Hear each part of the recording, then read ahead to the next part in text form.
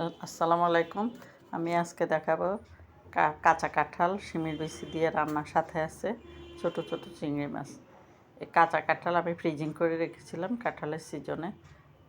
এখন নামিয়ে আজকে রান্না করতেছি। শিমের বিচি আগে থেকে সিদ্ধ করে নিয়ে তেলের মধ্যে অল্প একটু তেলের মধ্যে চিংড়ি মাছগুলি দিলাম। তারপরে শিমের বিচি দিয়ে একটু পানি দিয়ে হলুদের গুঁড়ি, মরিচের গুঁড়ো, লবণ দিয়ে দিলাম। তারপরে একটু জিরা বাটা, একটু রসুন বাটা দিব, আর কিছু দিব না, আর কোনো মশলা দিব না।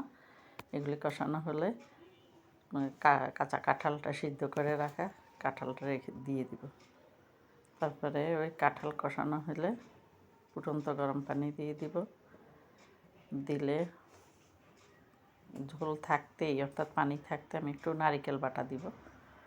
তারপরে উল্টায় পাল্টায় নেড়ে দিব। অনেকক্ষণ রাখার পরে সব কিছু সিদ্ধ হয়ে যাবে, পানিও কমে যাবে। তারপরে কাঁঠালের পাতিল উঠায় রেখে একটু সরিষার তেল দিয়ে, একটু না সরিষার তেল একটু বেশি করে নিয়েছি, কাঁচা কাঁঠাল তো নইলে ভালো লাগবে না।